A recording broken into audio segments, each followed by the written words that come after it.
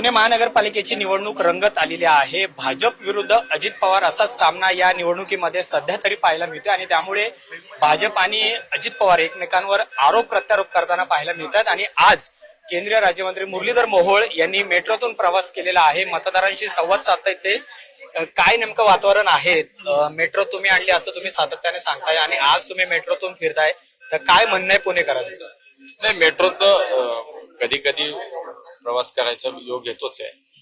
आज माझ्याच पत्रकार तुमच्या मित्रांनी काही विनंती केली की आपण मेट्रोमध्ये प्रवास करून संवाद करू, एकमेकांचा वेळ मिळेल आणि प्रत्यक्षात मलाही ती संधीच आहे की जी मेट्रो म्हणजे मोदीजींच्या प्रयत्नात, देवेंजींच्या प्रयत्नात आज पुण्यामध्ये सुरू झाली। प्रत्यक्षात तुम्ही बघताय, मला वाटतं की हे वास्तव आहे की कागदावरची मेट्रो प्रत्यक्षात धावू लागली आणि म्हणून आज मी तुम्हाला सांगतो की पुणेकर 2 लाख पुणेकर आज रोज मेट्रोने प्रवास करतात। तुम्ही कुठल्याही पुणेकरांना विचारा, 2 लाख प्रवासी जे प्रवास करतात त्यातल्या एकानी सांगू दे की मेट्रो कोणी आणली, एकानी वेगळं नाव सांगू द्या। मी तुम्हाला सांगतो की मोदीजींनी आणि देवेंजींच्या प्रयत्नात पुण्याची मेट्रो सुरू झाली, भारतीय जनता पार्टीच्या सरकारमध्ये झाली, हे पुणेकर जाणतात। त्यामुळे आम्हाला वेगळं काही कोणाचं म्हणणं खोडण्याची काही आवश्यकताच वाटत नाही, कारण आम्हाला विश्वास आहे पुणेकर जुळणे आहे। पण काल अजितदादा म्हणाले की मेट्रो ही तत्कालीन पंतप्रधान मनमोहन सिंग यांनी आणलेली आहे। बघा, त्यावेळेला गल्ली ते दिल्ली यांचे सरकार होते। 2001 ते 14 मनमोहन सिंगजी पंतप्रधान होते आणि अजितदादा त्यावेळेस पालकमंत्री होते पुण्याचे। 14 वर्षात मेट्रो एवढी सुद्धा हल्ली नाही हो, कागदावर नाही हल्ली, प्रत्यक्षात तर सोडाच। त्यासाठी 2014 उजाडावा लागला। मोदीजी आले, सगळ्या तांत्रिक परमिशन त्याच्या पूर्ण झाल्या, सगळ्या लिगल परमिशन त्याच्या पूर्ण झाल्या आणि मेट्रोचं भूमिपूजन मोदीजींनी केलं। शेवटी ती इच्छाशक्ती लागते, नुसतं म्हणून नाही चालत। आणि म्हणून मग मोदीजींच्या काळात त्याचं भूमिपूजन झालं, मोदीजींनीच उद्घाटन केलं आणि आज मी तुम्हाला सांगतो 32 किलोमीटरची मेट्रो सुरू आहे, 2 लाख पुणेकर प्रवास करतात। मला वाटतं जेव्हा अजितदादा हे बोलतायत की मनमोहन सिंगजी आणली, तर मग मला त्यांना प्रश्न की तुम्ही पण विचारा की मग मोदीजींच्या नेतृत्वात आणि कर्तृत्वाबद्दल तुम्हाला काही शंका आहे का? देवेंद्रजींच्या नेतृत्वाबद्दल काही शंका आहे का? आज पुणेकर मांडतायत, दिसतंय, अनुभवतायत की कोणी मेट्रो आणली म्हणत असतील, तर मला वाटतं त्यांना कदाचित ती शंका आहे, तर त्यांनी एकदा मला असं तुम्ही विचारा त्यांना। काल तुम्ही संकल्प पत्र तुमचं जाहीर केलं, तुमचं नेमकं विजन काय आहे पुणे महानगरपालिकेच्या या निवडणुकीमध्ये? मी तुम्हाला सांगितलं की भविष्यात पुण्यात आज पाहिलं आपण तर खूप कमी दिवसात पुण्याची लोकसंख्या खूप वाढली, नागरिकीकरण वाढलं, पुण्याचा विस्तार मोठा झाला। आज मुंबईपेक्षा सुद्धा पुणे महापालिकेची हद्द ही मोठी झाली, 518 स्क्वेअर किलोमीटर इतकी हद्द झाली आणि त्यामुळे स्वाभाविकपणे बऱ्याच या सगळ्या पायाभूत सुविधांवरती ताण आला। त्यात सर्वाधिक आपल्याला जो प्रश्न जाणवतोय तो प्रश्न आहे वाहतुकीचा आणि म्हणून भविष्यात आमच्या समोर सगळ्यात मोठं आव्हान किंवा प्रायोरिटी आमची जी आहे, आमचं जे प्रायोरिटी आहे, आमचं जे प्राधान्य आहे ते आज पुण्याच्या सार्वजनिक वाहतूक व्यवस्था सक्षम करणं। मग आज बघा, मेट्रोचं 32 किलोमीटर झाले, पण पुढच्या काळात 120 किलोमीटरचं नेटवर्क आम्ही पूर्ण करणार आहोत।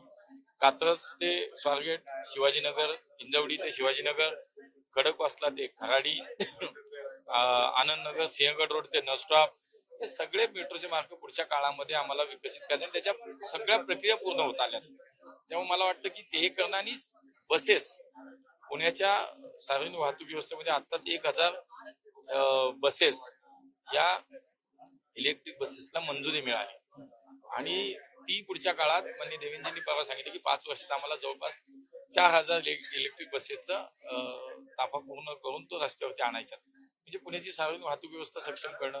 आज पुण्याला ग्रीन सिटी म्हणून आमची जी ओळख आहे ती कायम ठेवण्यासाठी प्रयत्न करतो। पर्यावरण आणि विकास याचं संतुलन राखून दोन्ही कामं कशी करता येतील याचा विचार आम्ही करतोय। जीसीसीचं एक कॅपिटल म्हणून आम्ही पुण्याचा विचार करतोय। पुण्याच्या भविष्याचा पाण्याचा विचार करून त्याच्यावरती आज समान पाणी पुरवठा योजनेचं काम 80% पूर्ण झालं, ते पूर्ण करणं आहे। नद्यांचे दोन्ही प्रकल्प आहे, जायका असेल, नदीकाठ सुधारणा असेल, हे दोन्ही प्रकल्प पूर्ण करणं आहे। पुण्याच्या भविष्याचा विचार करता पुण्याच्या पुढच्या 50 वर्षाचा विचार आम्ही केलाय। अंडरग्राऊंड जवळपास 57 किलोमीटर रस्त्याचं नियोजन पुढच्या काळातल्या माननीय मुख्यमंत्र्यांनी केलंय आणि मग मी तुम्हाला सांगतो की खूप काम आम्ही आता इथून मागच्या 5 वर्षात महापालिका म्हणून, 11 वर्ष मोदीजींच्या नेतृत्वाखाली आणि देवेंजींच्या नेतृत्वाखाली राज्य सरकार म्हणून खूप काम आम्ही केली, ती समोर आहे आणि भविष्यात आम्ही जे करतो ते संकल्प पत्राच्या माध्यमातून दिलं। गरिबांची घरं असतील, प्रधानमंत्री आवास योजनेच्या माध्यमातून घरं असतील, पुण्यातल्या इन्फ्रास्ट्रक्चरची म्हणजे उड्डाण पूल असतील, भुयारी मार्ग असतील, नदीवरचे पूल असतील, खूप काही प्रकल्प पुढच्या काळात समाविष्ट गावांचा विकास असेल, या सगळ्या विषयात आमचं काम आम्ही जनतेसमोर संकल्प आम्ही ठेवलेला आहे. सगळे मोठमोठे प्रकल्प सांगताय, पण पायाभूत सुविधा अजूनही पुणेकरांना मिळत नाहीये. वाहतूक कोंडी मोठ्या प्रमाणात झालेली आहे. सांगितलं मी तुम्हाला. अजूनही काही भागांमध्ये टँकरने पाणी पुरवठा केला जातोय. ही तेच परिस्थिती सांगितलं तुम्हाला, मी तेच सांगितलं की वाहतुकीचा प्रश्न आज कोणीच नाकारू शकत नाही, आम्ही थोडीच नाकारलाय. पण वाहतुकीच्या प्रश्नाचा उपाय काय ते मी तुम्हाला सांगितलं. पाण्याच्या विषयात मी ते सांगितलं, 24 म्हणजे समान पाणी पुरवठा सुद्धा योजना आहे. समष्ट गावामध्ये सुद्धा त्याची डीपीआर झाली, टेंडर झालीत. तिथे ड्रेनेज लाईनचं काम चाललंय. अमृत योजनेत तर आज तिथे 77 कोटी रुपयाची कामं सुरू झाली. मला असं वाटतं की हेच खूप मोठी कामं पुढच्या काळात आम्ही पूर्ण करू. गेल्या वेळेस 2017ला तुम्ही नगरसेवक म्हणून उभे राहिलेला होता, उमेदवार तुम्ही होता. आताची निवडणूक ही तुमच्या नेतृत्वामध्ये लढली जाते. म्हणजे सगळं कोणाला उमेदवारी द्यायची किंवा सगळ्या मुलाखती असतील, आता महापौर बनवायचं असेल, म्हणजे सगळी स्ट्रॅटर्जी ही तुमच्या नेतृत्वाखाली केली जात आहे. तर काय वाटतं नेमकं, 2017ला उमेदवार होता, आता नेतृत्व? नाही, मला वाटतं आमच्याकडे कुठलंही वैयक्तिक नेतृत्व राहत नाही. आमच्याकडं तसं राज्यात आमचं एकच नेतृत्व आहे, माननीय देवेंद्रजी फडणवीस. त्यांच्या नेतृत्वात आम्ही राज्यातल्या सगळ्या महापालिका लढतोय. त्यामुळे माझ्या नेतृत्व हा शब्दच नाही, आम्ही सामूहिक नेतृत्वाला मांडणारे कार्यकर्ते आहोत. त्यामुळे पुण्यामध्ये सुद्धा आम्ही सगळे मिळून काम करतोय. माननीय देवेंद्रजींच्या नेतृत्वामध्ये आम्ही सगळे मिळून काम करतोय. चंद्रकांत दादा असतील, माधुरीताई असतील, आमचे सगळे आमच्या पार्टीचे अध्यक्ष असतील, सगळे आमचे आमदार असतील, एक सामूहिक नेतृत्व आम्ही त्याला म्हणतो. आम्ही त्याच्यात काम करतोय. आणि म्हणून मला वाटतं की तिकीट देणारा घेणारा काही नसतो. हे पार्टीत शेवटी प्रक्रिया असते. आमचा पक्ष 12 महिने काम करणारा पक्ष आहे. तेव्हा निवडणूक आल्यानंतर वेगळं काम आम्हाला करावं लागत नाही. त्या सिस्टीम मध्ये जे आहे ते आम्ही सगळे मिळून करतो. गेल्या वेळेस तुमचे 98 नगरसेवक होते. भाजप एवढा मोठा पक्ष आहे, आमदार जास्त आहेत तुमचे, तरी सुद्धा भाजपला यावेळेस पक्षप्रवेश घेण्याची वेळ का आली? सगळे पक्षप्रवेश झाले ते तुमच्या माध्यमातून झाले. बघा, राजकारण आहे, निवडणुका म्हणजे युद्ध आहे. आमचा पक्ष आज सक्षम आहे. मागच्या वेळेला आमचे नगरसेवक निवडून आले, त्याच्यात मी तुम्हाला यावेळेस 20-25 नगरसेवक जास्त आमचे निवडून येणार, मी तुम्हाला आजच सांगेन. शेवटी राजकारण आहे. निवडणूक म्हटल्यानंतर जिथे आपली शक्ती कमी आहे तिथे एखादा ताकदवान कार्यकर्ता येत असेल तर आपण घेतो. जिथे आमची ताकद आहे, जिथे आमचे कार्यकर्ते आहेत, जिथे अनेक वर्ष काम, तिथे आम्ही कुठंच डिस्टर्ब आमचं काही केलेलं नाही. पण जिथं समोर कार्यकर्ते मोदीजींच्या नेतृत्वावर विश्वास ठेवून, त्यांच्या विचारावर विश्वास ठेवून देवेंद्रजींच्या सोबत काम करायची इच्छा म्हणून येतात, स्वागत करतो. घेतलेल्या सगळ्यांना थोडीच तिकीट दिली आम्ही. पण जो तिथं आम्ही सर्व्हे केले, आमचे सगळ्या कार्यकर्त्यांचा एकत्रित सर्व्हे होतो. सर्व्हे मध्ये मेरिटवरती आम्ही तिकीट दिली.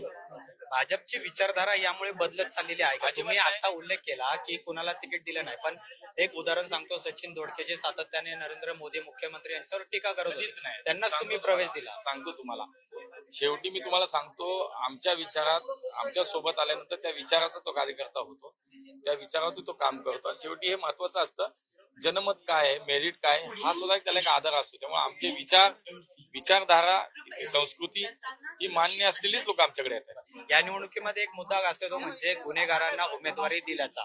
सातत्याने अजित पवार म्हणतात की जे आमच्यावर टीका करतायत त्यांनी सुद्धा पाहावं त्यांच्या पक्षामध्ये किती जणांची यादी आहे. तर असं काही तुमच्या पक्षामध्ये आहे की जे गुन्हेगारी पार्श्वभूमीचे आहेत त्यांना तिकीट दिले? तुम्हाला सांगतो, त्यांनी यादी मागितली, त्यांनी द्यावी ना. मी थोडीच नाही म्हटलंय, आम्ही थोडीच म्हटलं नाही, यादी द्यावी. आणि मला असं वाटतं की शेवटी प्रत्येक लोकप्रतिनिधीची जबाबदारी की त्या शहराच्या कायदा सुव्यवस्था सांभाळण्याची आपली जबाबदारी प्रत्येकाने समजली पाहिजे. आता कोण चुकतोय कोण बरोबर आहे याच्यात मी अधिक जाणारच नाही. हे जनता बघतीये, पुणेकर पाहतात, पुणेकर 15 तारखेला त्याचं योग्य ते उत्तर देते. अजितदादांनी बऱ्यापैकी जे उमेदवार दिलेले आहेत गुन्हेगारी कुटुंबियातल्या सदस्यांना दिलेले आहेत, आणि एकीकडे ते म्हणतात की कायदा सुव्यवस्था राखली पाहिजे, पोलीस आयुक्तांना दम देत आहेत. असं म्हणजे कसं करतात दादा हे सगळं? तुम्हाला काय म्हणायचं याच्यावर? हाच तर विरोधाभास आहे ना. त्यामुळे मी वारंवार त्याच्या बोलले, आता फार काय बोलण्यात अर्थ नाही. जे दिसतंय ते समोर आहे, पुणेकर पाहतायत, जनता बघतीये आणि मतपेटीतून त्याचे योग्य ते उत्तर ते देते. भाजप शिवसेना युती व्हावी यासाठी तुम्ही सुद्धा प्रयत्न करत होता शेवटपर्यंत, पण युती का नेमकी झाली नाही? काय नेमकं त्याच्यातलं कारण आहे? नाही, आम्ही सगळ्यांनी खूप प्रयत्न केले, आम्ही केले, शिवसेनेच्या नेत्यांनी केले, पण शेवटी कुठंतरी एका विषयावरती, एका आकड्यावरती सहमती होणं अवघड वाटतं. आणि म्हणून कदाचित शेवटच्या क्षणी आम्ही वेगळे लढण्याचा निर्णय घेतला. पण राज्यामध्ये आम्ही एकत्रच आहोत, मुंबईमध्ये आम्ही एकत्र लढतोय, त्यामुळे मैत्रीपूर्ण लढती असतील या सगळ्या. म्हणजे फक्त आत्ताच्या निवडणुकीत नाहीये, कुठे कटुता नाहीये, कुठं तुम्ही पाहिलं का? फार काय आमच्यात कटुता नाही, भांडणं नाही, काय नाही, मैत्रीपूर्ण लढती होतील त्या. निलेश गहेवाळला परदेशामध्ये पळून नेण्यामध्ये तुमचा हात आहे असं इनडायरेक्टली अजित पवार बोलताना म्हणाले. मला मगाशी सांगितलंय की एका व्यासपीठावरती येऊन त्यांनी जर सिद्ध केलं तर मी राजकारण सोडेल, जर नाही सिद्ध करता आलं तर त्यांनी सोडावं. निकाल कसा असेल दादा, शेवटचा प्रश्न अण्णा. मी तुम्हाला सांगितलं ना की पुन्हा एकदा आम्ही केलेल्या कामाच्या जोरावरती आम्हाला विश्वास आहे की केंद्र सरकार, राज्य सरकार, महापालिका या ट्रिपल इंजिनच्या सरकारने पुणेकरांना खूप चांगलं काम करून आम्ही दाखवलंय. पुणेकरांचा आमचा विश्वास आहे. त्यामुळे पुन्हा एकदा पुण्याचा महापौर भाजपचा होईल आणि 120 ते 125 नगरसेवक आमचे होतील. खूप खूप धन्यवाद आमच्याशी बोलल्याबद्दल. कॅमेरामन तुषार नानावरेसह अमोल धर्माधिकारी, लोकशाही मराठी. लोकशाही मराठी ऐका, पहा, जागरूक रहा.